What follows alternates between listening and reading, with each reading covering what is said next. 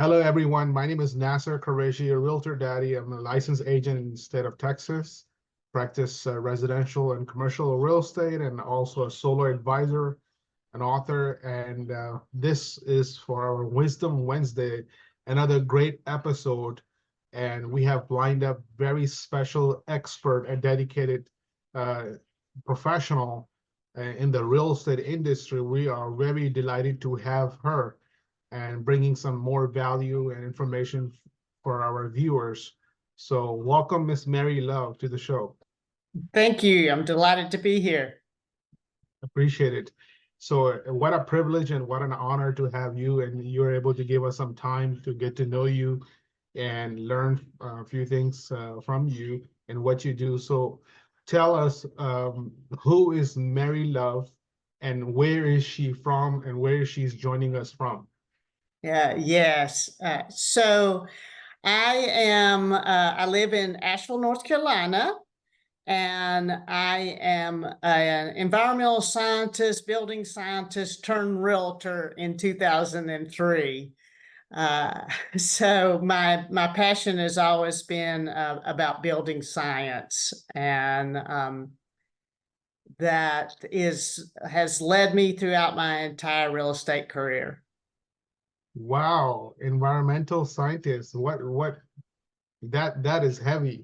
You are loaded with information. I like information. And so how is real estate business for you in North Carolina?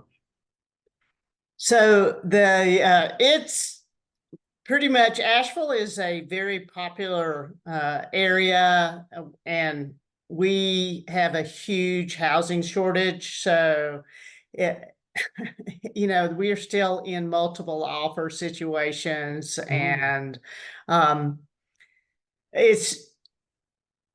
would say that we probably only have about a month inventory. Oh, okay. So in environmental scientist, and you said 2003 you became a realtor, right? So Yes. very seasoned and senior experienced real estate agent. Okay, that's awesome. So do you practice residential and commercial, or what do you do, or both, or just residential, one area? I only do residential. I have a passion for residential. My mission is to create a sustainable world, one home at a time. So I used to be a home Energy Star rater and a building professional analyst, and worked with some nonprofits. I worked for a nonprofit called System Visions with the state of North Carolina. And at that time, we did multifamily homes, large complexes and all, that I did the evaluations and the certifications on. And that prompted me to be part of a team that created a residential certification program for the state of North Carolina. It's called NC Greenbelt. And we got that out rolling in 2004. And I feel like it's so important to have individual homeowners, understand the benefits of green high performance homes, and really have put my effort in that. The commercial industry can see the value because they're solely on numbers. So if it's energy efficiency, that makes sense to them. Whereas a homeowner is also working on emotions. So they need to understand that a high performance greenbelt home can add value more than just the numbers. It's important to them, like, how does it feel, and what does it do for my family? Correct. So I'm also a green, as we both know, designated real estate agent, and I'm often asked this question. Well, what is a high performing sustainable home? It's a very common, if not The first is a second question for a homeowner.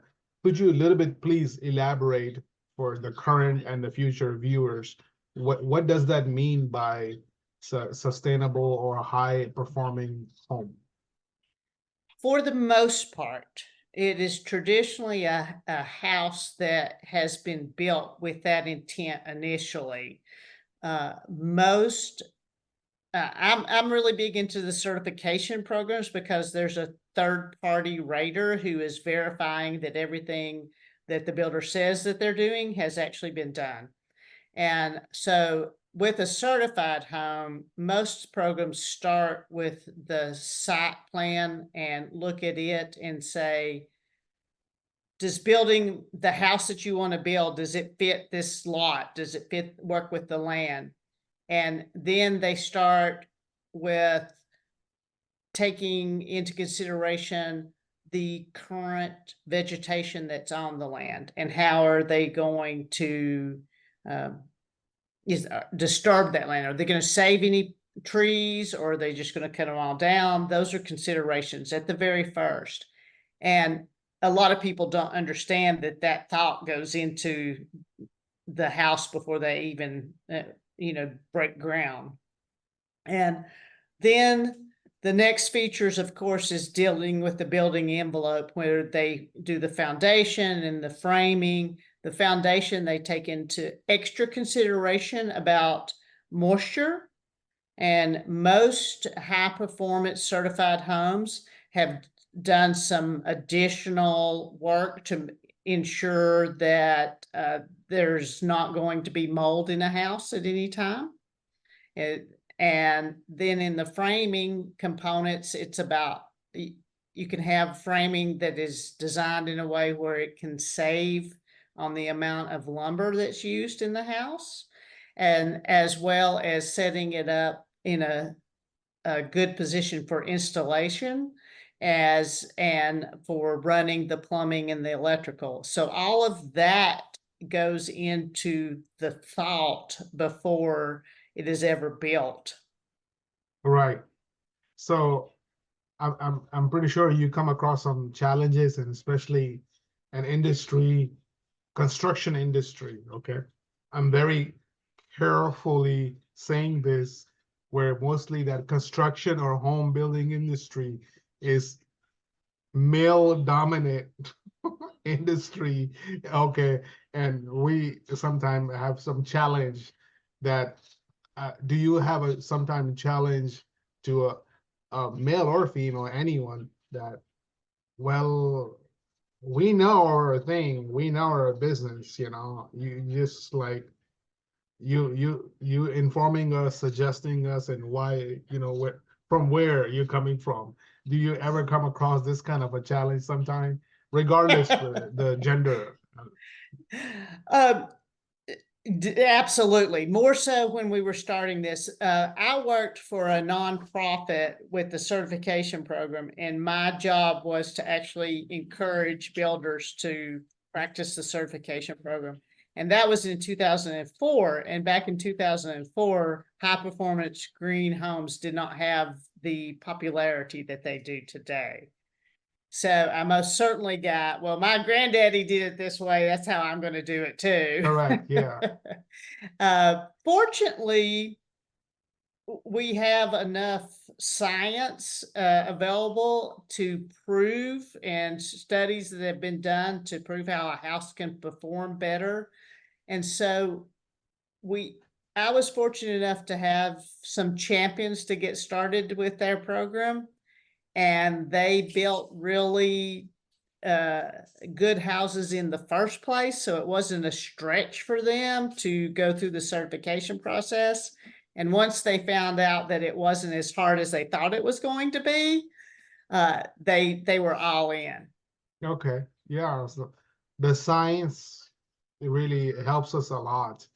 And what would you say, like a quick tips to somebody that already has a home, or uh, they're living in it? What couple of few things, the big ticket items that they can do at a low budget or some budget to make their home green or high performing home, or high efficiency? Yes, the number one thing that is the best return on their investment has to be what we call weatherization. And I'm sure you're very familiar with this to getting in preparing houses for solar. Weatherization is adding insulation if it's needed. It's adding caulk or sometimes spray foam type to fill up some holes, but it's basically looking to make it more energy efficient with the air sealing and the insulation components. And that could be done by themselves. A homeowner can do it by themselves if they choose to, and it makes a huge difference. And they can usually they feel the comfort very quickly. Okay, that's very great tip. Thank you for sharing that. Now, sometime I have a conversation with people about renewable energy, sustainability. They immediately think about solar. Are you talking about? They go like, "Are you talking about solar panels?" I I tell them, even though I'm all about solar myself, but I can be biased. But I have to answer the question correctly. I said, sustainability and renewable energy is not limited to the solar or slapping some panels on the roof. So could you answer that a little bit? That the overall comprehensively, we have different things. Can you touch up on that, please? Yes. So, two of the biggest components that a general homeowner tends to understand, and it's interesting, they'll often say that they want a high performance green certified home. And what they really mean is they want a house that's energy efficient, especially now with energy costs going up. So they're interested in actually seeing the electrical bills, the utility bills, and so depending on the climate, water efficiency is also very, very important to them. And then the other thing is indoor air quality. Even if they don't know that it's called indoor air quality, they will say something like, I want to be able to breathe and not feel like I have allergies. Correct. They'll make that type of comment. And then another factor that homeowners are looking for is comfort. And that is a big difference with a house that is designed correctly, a high performance home. You will be comfortable in every room, including if you have a bonus room over the garage, you'll also be comfortable in it. Right. Yeah, and that's our home, our home. That's our castle, and that's where our home is, and it has to be comfortable and high performing, and it's operating in a very well tone or vibe. So let's talk about solars. Okay. Do you think solar is a good idea or not for homeowners? So I always say that solar is the icing on the cake. If it's new construction and you're planning for it, I think that's a lot easier to design the house and to plan for, knowing that you're going to put the panels on, because there's an added insulation package that you can immediately take care of and do the additional electrical needs that you can plan for those. So I think with new construction, it is a very good thing to consider. And even if you can't put them on when you're building, go ahead and prepare to put them on. So have those electrical outlets already running into your roof, through your roof, and your added insulation and all that. That's what I always recommend when I'm consulting with my clients on new construction. Existing homes, I think, is a little more of a challenge. A homeowner has to be well educated in order to put solar panels on an existing home. It's really important that they understand that maybe the roof that they have is going to have to be replaced first. Correct. That's something that they might see and recognize, but they might not. So, it's very helpful to have the solar expert to guide them through these steps. Yes. And then, of course, I really think that it's beneficial to have a home audit before you have solar panels put on, so you can find out about the installation needs and the weatherization. Because sometimes, and I've had this happen before, people want to jump the gun and put the solar panels on before they do the installation and the weatherization, and they might not get the full benefits that they were expecting. Yes, very great tip. What is your overall take on the climate change and the big experience different changes that the whole world actually is facing? What is your and what sustainability is connected with it, and what benefit can sustainability can do for the people and the world? Mhm. Yes, so it's very interesting with the attempted solutions that we're trying to do to address the climate issues. In Asheville, we already see people migrating to our area, where you are about 2,200 in elevation, so it's a little cooler climate. And we are having people that from California that were dealing with all the fires, they're moving here. We are also having people from Florida where the flooding has become such a continuous issue that they're moving. So we are seeing changes in our real estate industry because of the climate issues now. And your house is probably, this is just my opinion, I think that as an individual, since we are in charge of our own home, we have options and power to make a difference and make that house more energy efficient. We can make it more water efficient, and we can also plant native landscaping around, do permaculture, which makes a huge difference. I would really love to see that our building code standards go up to Right? the point, like in California now, that they are all have some sort of green code requirement to them. Yes. I wish we had that across the nation. I think it'll come. The time will come, definitely. It will come. And that's a great idea. If many individuals, uh, families, and they take these measures, extra measures, and that can make a big, huge difference in a society, in a community, and country, and worldwide. So what is the message that you give to our fellow real estate agent community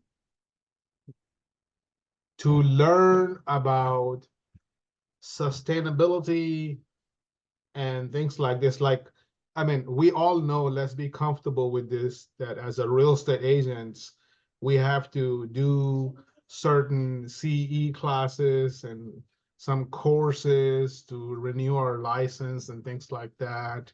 And also, in addition to that, we gotta keep on educating ourselves that constantly society is changing, the technology is changing, the trends are changing. We have to keep up with that. So why not we invest as real estate agents in the courses and education about renewable energy or solar or wind energy, instead of not doing it at all, and then all of these things are bad? Yeah, it's interesting because I coach other realtors, and one of the things I'm always telling them, I said, we really, as realtors, we have the power to change the world. All of us together, we really influence what builders build and what homeowners buy. Correct. And, if we focus more on the value of high performance, sustainable features in a house rather than the granite countertop, you know, then people would want that. Yeah, I use granite countertop as an example because it wasn't popular at one time. it You was know, not. You're right. it wasn't, and it was realtors that said, "Oh, this is really nice. It's an upgrade," that pushed it along the way. True. And so we could easily push energy efficiency, having, say your house, you could either have a home score or a her score, whether it's an existing or a new construction, and get your house to be more energy efficient and have that. As realtors, if we place more value on that than the 3-car garage, then what a difference we would be making for our clients and for our world. Yes. And I just like in the peers or in our real estate agent community, like some real estate agents don't have high opinion about renewable energy or solar energy, and they outright just bash it, right? They outright shun it and express their opinion. I asked them what is that um, uh, that opinion coming from. So I personally think that that if a real estate agent do not have right and qualified education about certain area of real estate, including but not limited to the renewable energy or solar energy, then they should not touch it at all. I think this is professionally and ethically correct things to say, because we will, such real estate agents, I believe that they would do more harm by misguiding somebody what have with an unqualified opinion than guiding somebody correctly. Because you Absolutely. They should be, I agree 100% that most of the time when we hear some sort of negative comments, it's lack of education. exactly. And they don't understand the process. I know that we especially get this in with the solar concerning at some places where they do a lease option with it versus financing it. They're just all confused. They don't understand it, and so they just make up a scenario based on maybe one person's situation rather than looking for qualified information that is out there. Our National Association of Realtors we have our Green Designation, as well as other courses that are offered free to realtors, some of them. So Correct. it's like, why not take advantage of that? Our public is asking for it. We're doing a disservice when, and I hear realtors say this, well, my client knew more about high performance homes than I did. And I'm thinking, that's not good. Yeah. That's not good. Yeah. Yeah, exactly. Imagine if a realtor end up having a client who's someone like you without a real estate license attached, environmental scientist, or geologist, or so hey, they have some they have to have a right game, fully. So I think, yeah, there's a lot to be done. When it comes to even though the renewable energy, solar energy, wind energy, the water energy, all this is coming. It has taken a somewhat of thrust now than before, but I believe that still there's a lot of way to go. I still take punches and criticism and all that stuff. I see myself as an educator, as a real estate agent, as a solo advisor. All I care about is educating people, educating people. That's it. And that's what I really found out about you by following you when I stumbled across your profile and in an NAR Green group that you have dedicated yourself in for the education of the cause. So,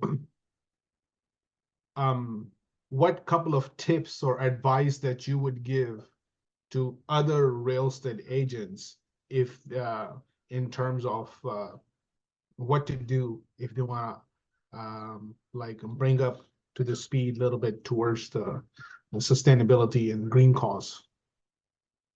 I think that a good first step is to go through the Green Designation course.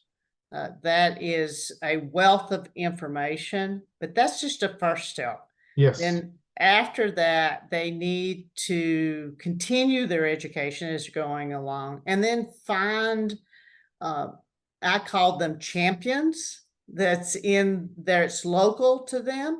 And it may be a solar company, it might be a weatherization company, it may be an HVAC company that understands the importance of energy efficiency. But there's definitely somebody around there where they live that they can become partners with. And constantly here, one of the things that's so important as realtors, our code of ethics says if you don't understand a particular area that your client is asking about, then Correct. we should refer them to somebody who does. Yeah, competency. Yeah, Yeah. they have to be competent. Correct. And so I know we do that a lot easier. Like we do that very easily in our profession. If we're primarily residential, we refer out to commercial. Yes. And I think if you don't want to take the time to do the education, then just refer to somebody that has the experience in the education. And I agree, and that would be the right thing to do. Mm-hmm. That would be the right thing to do, doing right by the client and doing right by the licensing. And I had to think of how can I explain to a layperson the quick difference over a phone call or simple conversation. It might sound awkward, but I say, imagine that you're asking PCP, primary care physician, about brain surgery. So that's a good one. Okay, so you don't want to now if a PCP try to do a brain surgery. So that's the difference between a regular real estate agent and the one who specializes in renewable and sustainable energy and green curve. When I'm at the network, when I'm with a real estate network, or I'm having a dinner with people, a real estate agent, that's how quickly I try to explain that to them, or to question. I'm not sure about the North Carolina pre-licensing education. I haven't taken that, but I asked the real estate agent, how much have you learned in pre-licensing education about commercial real estate in the school? How much? I said none. And what do we do as a realtors if we want to learn about the commercial real estate? And that's pretty much you have to do about the green curve. It's a different thing. It Would is. you agree with that? I do agree. I agree completely. It is. There is a big difference being able to look at the equipment of in a home, of the heating and cooling, of the windows.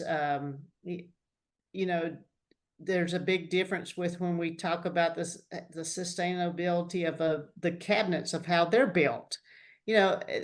We need to be able to answer our clients' questions, and our clients are looking to us because they're confused, because there's so many conflicting information online.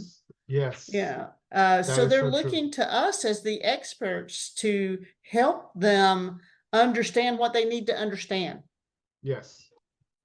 Now, I'm going to put myself in a position of a homeowner who wants to sell the house and ask you this question, that do high performing home sell for more value? If there is documentation to prove that whatever it is that is being stated as high performance, that it's there. And the appraisers have a green addendum that they look at. Solar is on there, upgrades with the HVAC systems, water savings features. Those are the things that they're looking for, and it has to, more than just a picture. It's like who Right. installed it, when was it installed, what are the kilowatts, the information. When that information is there, NAR, Shelton Group, a lot of different surveys have been done, and consistently buyers are willing to pay anywhere from 5 to 10,000 more for a house that, I go back to certified because that's what we do here in North Carolina, but a house that is certified, that is proven by a third party Correct. that those features are there.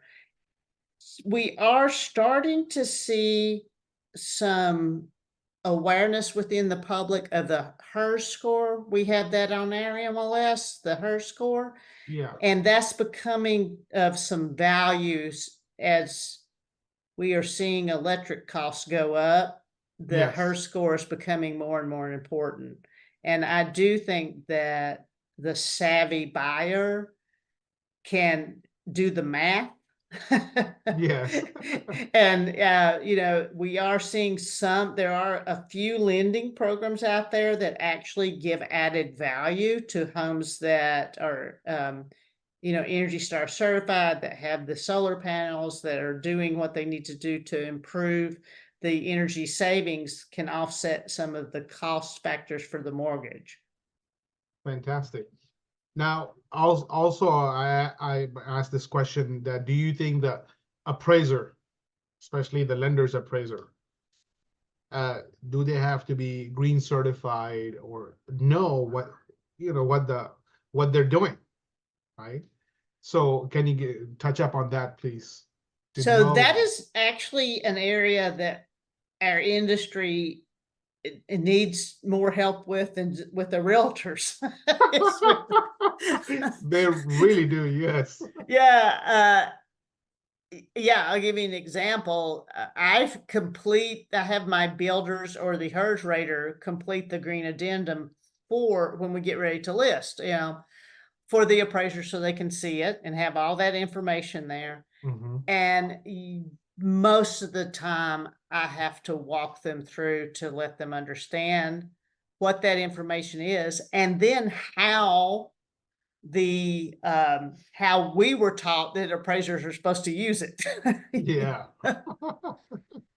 Thank you for, well, if someone wants to contact you, what is your social media, your contact, your website? Please go ahead and and I'm gonna put that in the description as well. So go ahead, please give it a shout out for that. Okay, so Mary Love, lovethegreen.org is my real website, lovethegreen.org. 828-279-6723. And probably the best way and the quickest way to get a hold of me is through the website, because you can just go in and fill out a form, and then I can email you back and contact you. Miss Mary, thank you so much for giving time and a lot of value, and I appreciate you having be with us. Thank you. Thank you. I'm delighted to be here.